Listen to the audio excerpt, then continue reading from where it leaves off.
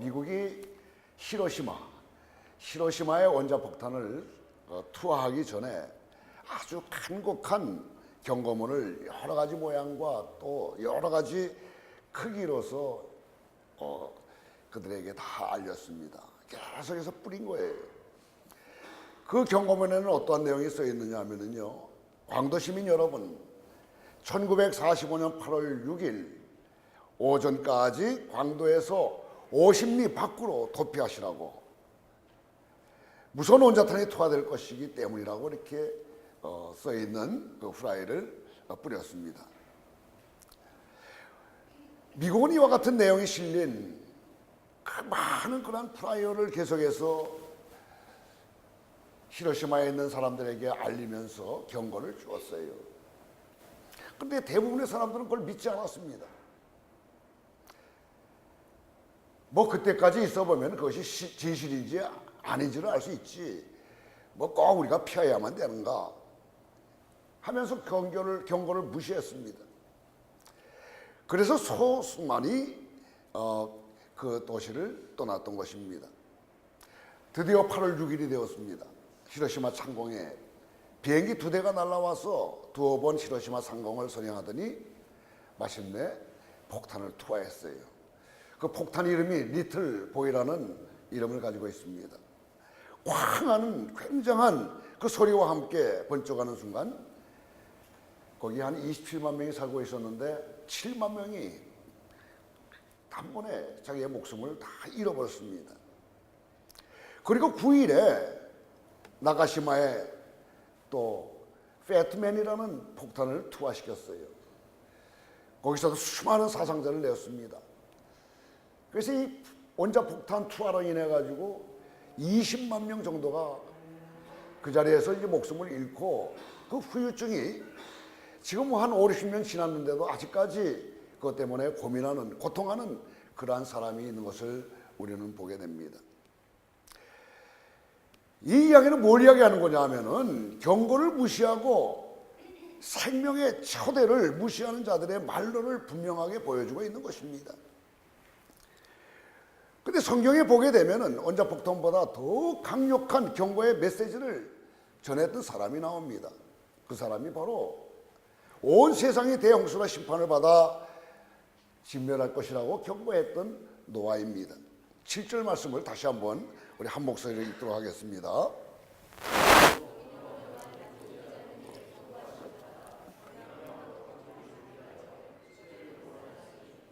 이런 말이면 세상을 정죄하고 믿음을 따르는 위해서. 지금까지 우리는 4번에 걸쳐 믿음장인 히브리서 11장을 깊이 상고하고 있습니다. 즉 믿음의 본질, 성격, 그리고 믿음의 사람들을 구체적으로 알아보고 있는 것입니다. 믿음의 본질과 성격에서는 믿음이란 은혜로 주어지는 것이고, 그 믿음은 구체적으로 들음에서 나며, 그 들음은 그리스도의 말씀으로 말미암는 것이라고 우리는 알아보고 있는 것입니다. 그러면서 믿음을 가장 구체적으로 보여주는 믿음의 조상들을 하나씩 살펴보고 있습니다. 첫 번째로 우리는 아벨에 대한 믿음을 알아보았습니다. 아벨은 믿음으로 가인보다 더 나은 제사를 하나님께 드림으로써 그의 제사를 하나님이 받으시고 그를 의롭다 하셨다는 것입니다. 그리고 아벨은 어이없이 가인으로부터 죽임을 당한 후에도 믿음의 사람들에게 교훈이 되고 있다는 것 또한 알게 되었습니다. 두 번째, 우리는 믿음으로 하나님과 동행했던 에녹에 대해서 살펴보았습니다. 에녹은 하나님과 동행하다가 죽음을 맛보지 않고 천국으로 이동이 되었습니다. 오늘은 세 번째 사람, 믿음의 모델인 이 노아에 대해서 함께 살펴보려고 합니다. 오늘 본문을 보면 노아는 아예 보지 못하는 일에 대한 하나님의 경고하심을 받았다고 기록하고 있습니다. 자, 그렇다면 하나님으로부터 노아가 받았던 아직 보지 못한 일에 대한 경고는 무엇일까 하는 것입니다.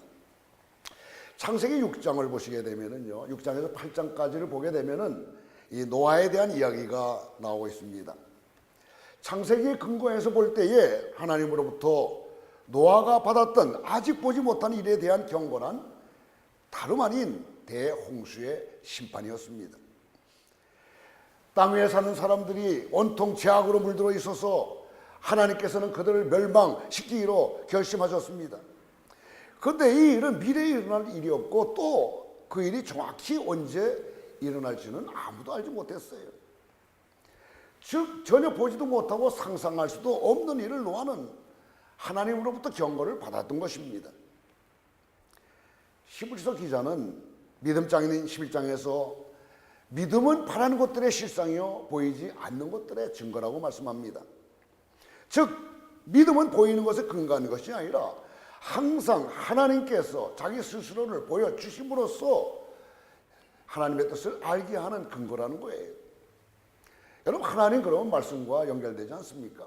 하나님은 말씀이십니다. 하나님 우리에게 끊임없이 말씀하시는 분이십니다. 그래서 우리가 하나님의 말씀을 들을 때 우리는 믿음을 얻을 수 있고 비로소 믿음의 여정을 시작할 수가 있는 것입니다. 오늘 말씀을 보면은 믿음의 참된 근거는 하나님의 말씀이라는 것을 확실하게 보여주고 있습니다. 그러므로 우리는 하나님의 말씀인 성경 없이는 믿음을 제대로 가질 수가 없는 것입니다. 따라서 우리가 믿음에 온전해지고 자라기 위해서는 반드시 성경을 읽고 묵상해야만 하는 것이죠. 2015년 을미년도 벌써 1월이 다 지나갑니다. 오늘 마지막 주일 아닙니까? 처음 시작하면서 사람들은 믿음의 사람들은 금년에는 성경을 봐야지 하면서 성경을 읽어요. 참 좋은 현상입니다. 근데 이것이 끝까지 가면 좋은데 그렇지 못하고 중간에 그냥 또 끊어버리면서 작심사일하고 많은 경우들이 많이 있습니다. 그런데 지금 한순에서는 지금 계속해서 월요일 날 만나가지고 성경을 지금 통독하고 있습니다. 어느 순이라고 이야기를 하면서 밝히고 싶지만은 제가 칭찬하면 꼭 3000% 빠지더라고요. 그래서 칭찬하는 걸 조금 유보시키려고 그래요. 언제까지 이런 일이 계속돼야 되겠습니까? 여러분 주님 앞에 서는 날까지 우리는 계속해서 주님의 말씀을 읽고 연구하고 묵상하고 암송하면서 주님과 대화하는 그러한 길을 가야 되는 것입니다. 노아는 하나님이 말씀하셨을 때에 경외함으로 방주를 예비하였다 그랬습니다. 여러분 경외라는 말은 무슨 뜻입니까? 이 말은 거룩한 두려움이라는 뜻입니다. 흔히 많은 사람들은 하나님을 경외한다는 것을 그저 하나님의 겁을 먹고 무서워하고 두려워하는 것으로 생각합니다. 그러나 하나님을 경외한다는 것은 단순히 무서워하는 것이 아닙니다. 하나님을 경외한다는 것은 하나님을 향해서 거룩한 존경과 확신과 관심을 가지고 있다는 뜻입니다. 노아는 이 하나님께서 대홍수로 세상을 멸망시키겠다는 경고의 말씀을 들었을 때에 두렵고 떨림으로 반응했습니다. 단순히 세상이 멸망하는 것이 무서워서 두렵고 떨었던 것이 아니라 하나님의 심판의 말씀에 대해서 진정으로 존경하고 확신하기 때문에 두려움과 떨림을 느꼈던 것입니다. 즉 노아는 그 시대를 향해서 선포된 하나님의 그 엄숙한 심판의 말씀을 깊이 믿었다는 것입니다. 그리고 하나님의 말씀에 대한 깊은 믿음으로 노아는 하나님의 말씀을 따라서 방주를 짓기 시작했습니다. 일본 히로시마에서의 그 예와 같이 성경에도 하나님의 메시지가 들려왔지만은 농담으로 여겼다가 멸망한 예들을 우리는 많이 찾아볼 수가 있습니다. 그 대표적인 것이 어디입니까? 소돔과 고모라 성 아니겠습니까? 소돔과 고모라를 우리들은 너무나 잘 압니다. 그 사람들은 하나님께서 멸하시겠다는 그런 이야기를 듣고도 그저 대수롭지 않게 여기다가 모두가 다 멸절당하는 그런 아픔을 겪습니다. 노아 시대의 사람들도 마찬가지였습니다. 노아를 통해 임한 하나님의 심판의 경고를 노아 시대의 사람들도 믿지 않았습니다. 믿기는커녕 오히려 노아를 놀리면서 조롱하고 비웃었습니다. 그러나 노아는 믿음으로 하나님을 경외하면서 하나님 명령하신 방주를 예비하기 시작했습니다. 노아 시대의 사람들은 하나님의 말씀에 대해서 이렇게 달리 생각했던 것입니다. 하나님은 노아에게 구원을 약속하시면서 방주를 만들라고 말씀하셨습니다. 그런데 여러분, 노아가 살던 것이 어디냐면요, 메소포타미아 지역입니다. 근데 여기는 어디냐면 티그리스와 유프라테스, 다시 말해서 강으로부터 한 500마일이나 떨어진 곳에 있는 산악지대예요. 거기에서 이 방주를 지라고 하나님이 말씀하시는 것입니다. 그렇게 120년 동안 노아는 방주를 지었습니다. 여러분 상상 한번 해보세요. 120년 동안을 말이죠, 물가하고 그렇게 많이 떨어진 곳, 그것도 특히 산 꼭대기에서 방주를 지는다고 생각을 해보세요. 사람들이 뭐라 그러겠습니까? 정상적인 사람으로 이해하지 않았을 것입니다. 언제 비가 내릴지도 모릅니다. 그런데 노아는 하나님의 심판과 그 재앙에 대해서 메시지를 듣고 하나님의 구원의 계획을 성취하기 위해서 계속해서 성실하게 방주를 지었던 것입니다. 그러니 주변에서 얼마나 많은 사람들에게 조소가 받았겠어요. 만약에 여러분에게 그의 그런 명령이 떨어졌다고 하면 여러분은 어떤 반응을 보여주겠습니까? 저라고 한다면은 한편은 놀라고 당황하면서 고민하면서 어쩌면 결정적인 순간에 그럴듯한 핑계를 대면서 그 명령을 거부했는지도 모르겠습니다. 아니면 그 명령을 잘못 들은 것이라고 치부할지도 모르겠습니다. 하나님을 믿는다는 것은 하나님이 말씀하신 것을 믿는다는 것입니다. 그리고 말씀을 믿는다는 것은 그 말씀에 절대적으로 순종하는 것입니다. 창세기 6장을 보시게 되면 하나님께서 노아에게 방주를 짓는 방법과 세상을 멸하실 방법을 설명하고 나자 노아는 이렇게 반응합니다. 창세기 5장 22절 말씀을 같이 읽도록 하겠습니다.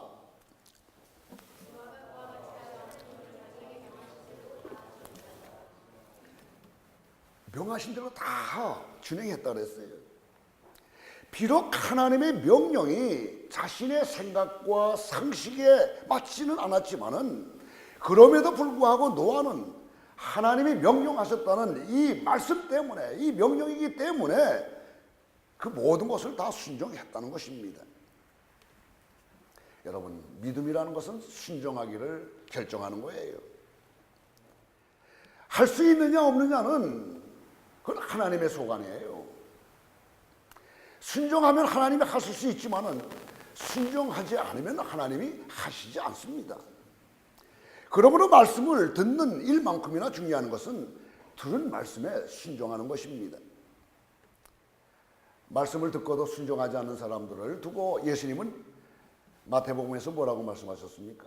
모래 위에 지은 집과 같다 그랬습니다. 또 신명기에서 28장을 보시게 되면 이 신명기 28장은 축복장이라 그래요.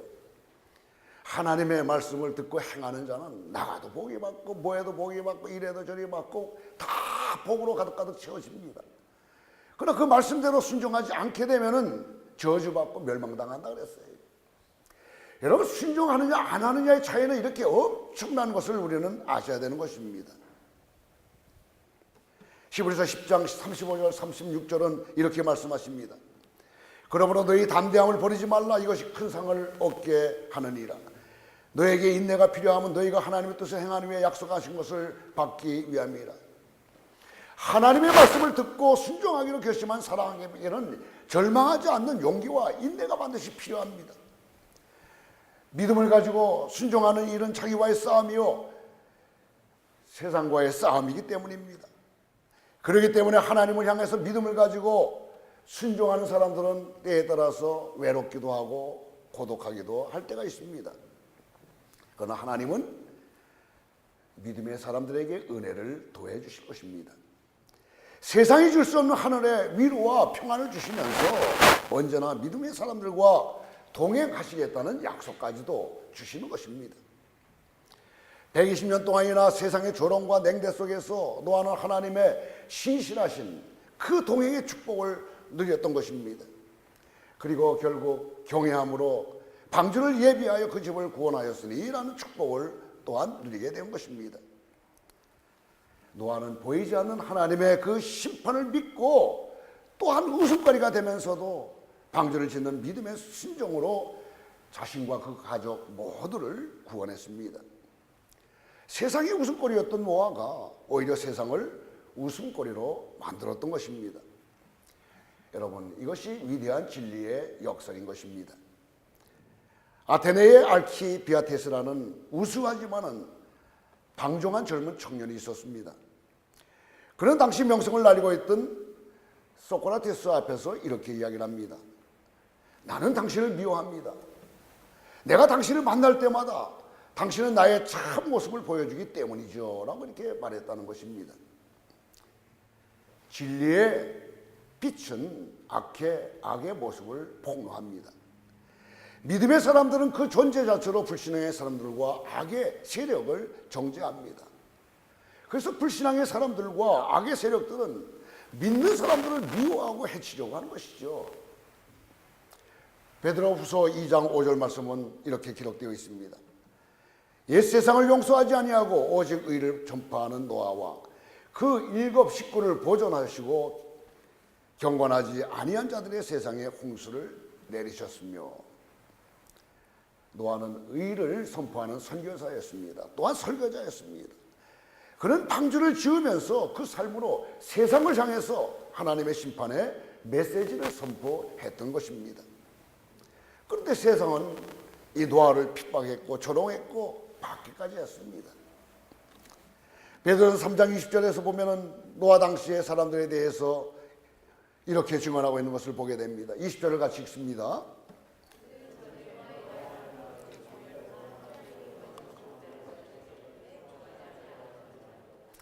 방주에서 물로 말미암아 구원을 얻은 자가 몇 명뿐이니 겨우 8명이라. 노아는 의를 전파했지만은 사람들은 듣지 않았습니다. 그렇다면 그들은 노아의 말을 듣지 않고 무엇을 했을까 하는 것입니다. 예수님은 이를 두고 마태복음 28장 38절에서 분명하게 말씀하고 있어요. 같이 천천히 읽도록 하겠습니다. 38절 말씀입니다. 38절 39절.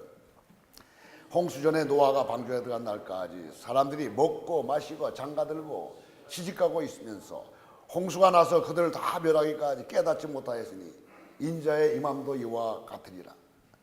뭐 했습니까? 홍수전의 사람들은 먹고 마시고 장가가고 시집가는 일을 했습니다. 이건 먹고 마시고 시집가는 것이, 결혼하는 것이 여러분 나쁘다는 것 아닙니다. 그렇게 우리가 살아갈 때 살아가야 돼요.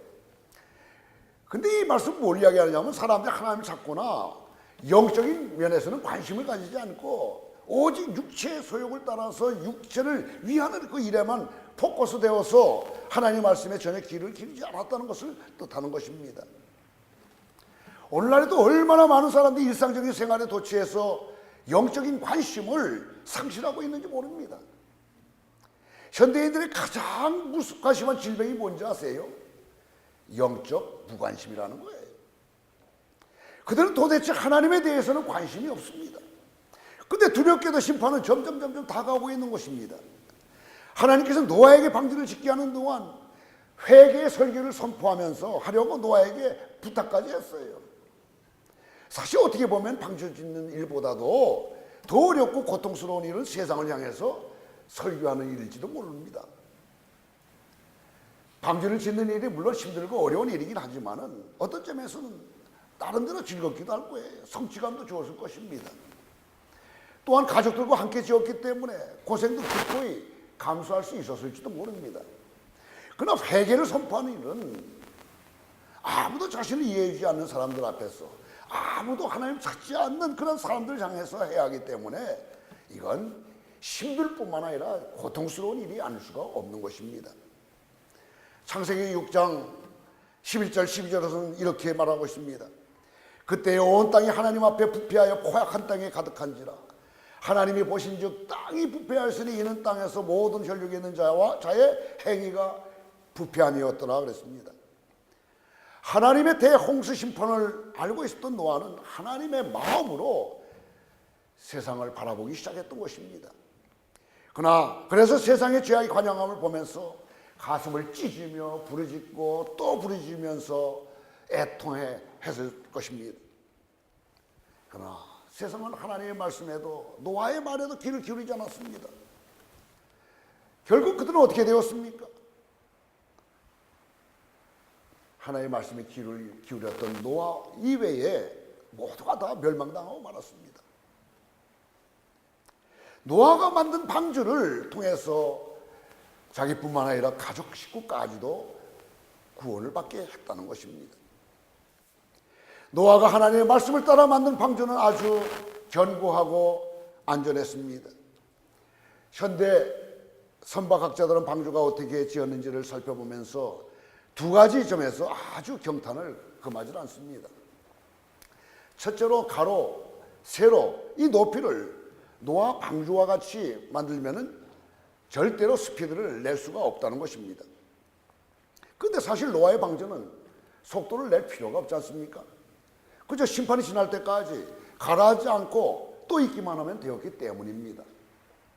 둘째로 노아의 방주는 속력은 낼 수 없지만은 안전대에 있어서 가장 안전하다고 합니다. 즉 방주는 대홍수 때에 가장 안전한 것이라는 뜻입니다. 심판을 작정하신 하나님께서는 구원받을 노아와 가족들을 위해서 가장 안전하고 영광스러운 구원의 방주를 허락하셨던 것입니다. 사랑하는 성도 여러분, 우리 시대의 하나님은 노아의 방주보다도 더 놀라운 구원의 방주를 우리들에게 주셨습니다. 그것이 어디입니까? 어느 곳에 들어가야 구원을 얻을 수 있겠습니까? 바로 예수 그리스도이십니다. 우리가 예수 그리스도라는 구원의 방주 안에 있을 때 우리는 안전하게 구원에 이를 수가 있는 것입니다. 창세기 6장 9절에 보면 이렇게 말씀합니다. 이것이 노아의 족본이라. 노아는 의인이요 당대의 완전한 자라. 그는 하나님과 동행하였으며. 이 말씀은 누구의 평가입니까? 바로 하나님이 평가하시는 거예요. 노아 시대는 소망이 없을 때 타락했지만 노아는 하나님께 인정받았어요. 하나님과 동행하는 사람이고 의인이고 또 완전한 사람이라고까지 이렇게 칭찬을 받는 것입니다. 이와 같은 사실은 동일하게 타락한 시대를 살아가고 있는 우리 그리스도인들에게 도전을 주는 것입니다. 그것은 세상이 타락하기 때문에 내가 의롭게 살아가고 있는 우리 그리스도인에게 도전해 준다는 것입니다. 세상이 타락해서 내가 의롭지 못하는 것이 당연하다는 이유는 하나님 앞에서는 절대로 합당한 이유가 되지 못한다는 것입니다. 오히려 성경은 세상이 어두울수록 하나님의 사람들의 의의는 더욱 찬란히 빛난다고 증언하고 있습니다. 바로 노아가 그 증인입니다. 그러니 세상이 잘못되어서 나 역시 잘못되었다고 변명하지 마시길 바랍니다. 대신에 그리스도의 그 보혈을 힘입어 철저히 자신의 부정을 회개하고 그 죄에서 돌이키셔야만 되는 것입니다. 마지막으로 성도 여러분들에게 도전을 하면서 말씀을 마치려고 합니다. 여러분 스스로 한번 생각해 보세요. 나는 믿음의 후예인가? 나는 진정 순종하는 믿음의 사람인가? 이거를 자신에게 물어보시길 바랍니다. 그리고 정직하게 대답해 보시길 바랍니다. 여러분들 모두가 비록 힘들고 어렵고 고통스럽더라도 노아가 걸어갔던 그 믿음의 길을 걸어가심으로써 예수 그리스도를 믿는 믿음의 후사들이 다 되시기를 주님의 이름으로 축원합니다. 기도하겠습니다. 사랑하시는 하나님 아버지, 오직 믿음으로 보지 못하는 일의 경고를 받고 그 말씀에 순종해서 방주를 준비했던 노아처럼 의인이 되기를 소원합니다. 또한 험난한 세상에서 하나님의 임박한 심판을 전파했던 노아처럼 주님의 심장을 가지고 복음을 전할 수 있는 담대함과 불쌍히 여기는 마음을 주시옵소서. 그래서 결국 우리 모두가 믿음을 쫓는 의의 후사가 되게 하여 주시옵소서. 예수 그리스도의 이름으로 기도드리옵나이다. 아멘.